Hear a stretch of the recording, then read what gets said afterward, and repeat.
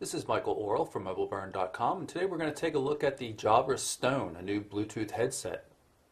We'll take a look at some of the specs listed on the back of the box. You can see that Jabra claims up to 12 days of standby time or 8 hours of talk time.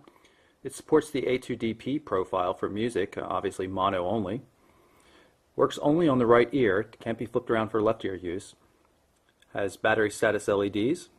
Has a DSP for clear sound, also uses Jabra's Noise Blackout Extreme dual microphone noise cancelling system, and it can connect to multiple devices at the same time. So you can have it connected to a work or a personal cell phone at the same time, or maybe your cell phone and your personal computer. I'm going to pull off the top of the box here so we can get it the headset. Take a closer look. You can see it comes with a base that it can charge from, and then the headset itself. We'll see how hard it is to get this off. Try to get it out of here without breaking anything. Not always easy. Okay, there we go. There's the headset itself. You can see it's meant only for right ear use. We'll take off this protective film here. You can see it's mashed up the earbud here a bit. It's come off. Have to put it back on. Might not be too easy. Pretty simple design. You can see there's battery connectors down here for where it attaches to the base. Not much going on in terms of controls anywhere, at least not obvious. A little bit of gap down here at the bottom, obviously a button of some sort. Nothing appears to bend into place or anything like that, so it's kind of a one-size-fits-all from what I can tell. Flexible, but doesn't stay when you move it. Let's take a look at the charging base.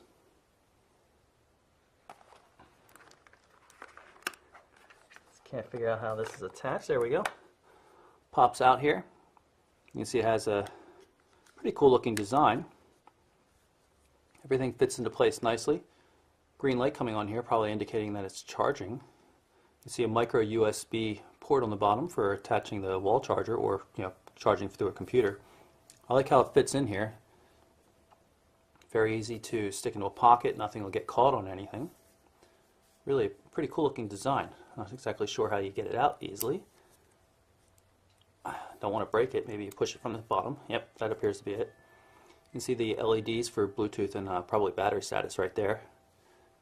Again, pops right in.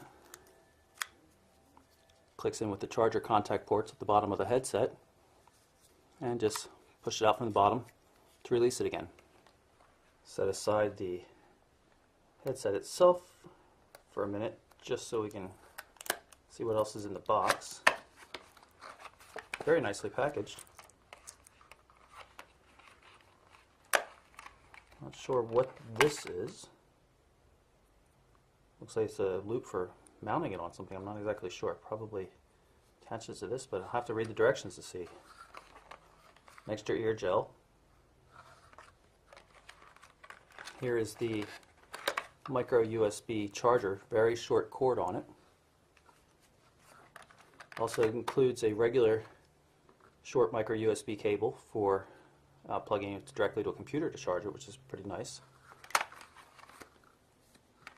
A couple of manuals, probably a couple different languages, some warranty information. This one appears to be in Spanish, this one's English. Shows the directions. This looks to be a belt clip for going onto the base. Yep, that's it right here. It snaps in there, and then the base can now be hung on your belt. Simple piece of directions there. Information for putting the ear gels on, including the orientation. I'll check to make sure I did that correctly. And some warranty information and things like that. Now that I've had a chance to read the documentation, I can tell you a little bit more about the Jabra Stone and the Stone charger that it comes with. You notice the micro USB port here. There's a little LED next to it, and when I stick the headset into the Stone, it glows green, and that means that the Stone itself has at least one full charge of the headset in its own internal battery. If it were to flash red, that would mean that it wouldn't be able to fully charge the headset and that it requires charging itself. Since we haven't paired with any phones yet, as soon as we pop it out of the charging base, you'll notice that the Bluetooth indicator starts flashing. This means that it's automatically in pairing mode, and if we pull up a device here. This is a Motorola Droid, and scan for Bluetooth devices. We should see it come up in the list. This is it right here. Hasn't finished identifying. There it is. It's automatically pairing, and now it's automatically connecting. You can see that the Bluetooth indicator has stopped flashing. While you can't see anything here, there's a touch-sensitive strip in the Stone headset that allows you to adjust volume with an upward or downward swipe. I previously showed you this little control here, and what that does, it handles call functionality. When you answer a call, it's a single quick tap. To redial the last number, it's 2 quick taps, and to reject a call as it's coming in, you just hold it down for a couple of seconds.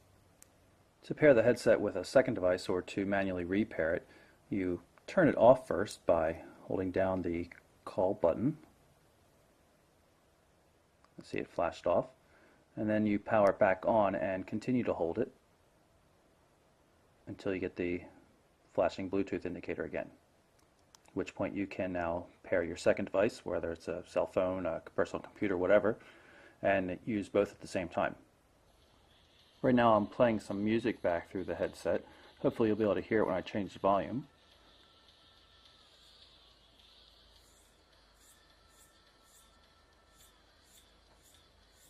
Just do this simple swipes, lower the volume. It's a number of different volume ranges. And you can see it's a bit louder again. Now, considering that the headset only weighs 7 grams, about a quarter of an ounce, and the Stone base charging unit weighs about 9/10 of an ounce, it's really quite compact and good for transporting around and taking it with you. Unfortunately, fit doesn't seem to be very good for me. I'm a tall guy. I'm 6'4", 194 centimeters, and I have equally tall ears, I suppose. And there's just not enough vertical height between the top of the ear loop and the earbud portion of the headset. And as such, the earbud never really gets into my ear canal properly, so I don't get full audio out of it, and it doesn't fit right, and it's just not all that comfortable. When pushed into place, though, audio quality, especially for music, was surprisingly good. The Noise Blackout Extreme noise reduction system, though, didn't work nearly as well as Jabra would have us believe. Tested with some music while on calls, and if the music was directly in front of me, as the headset wearer, it really wasn't blocked out all that well. If it were off to the side, left or right, then it did a much better job of that. But for $130, it's a cool looking headset, but it's not all that flexible. I find the touch-sensitive volume controls to be a little bit difficult to use, so it's definitely neat, but it's one of those things you're going to have to try out to see whether it's actually going to work for you or not, because it certainly doesn't work for me, even though it has a pretty cool feature set and a very nice design, as you can see. So once again, that's the Jabra Stone Bluetooth headset. I'm Michael Orrell for MobileBurn.com.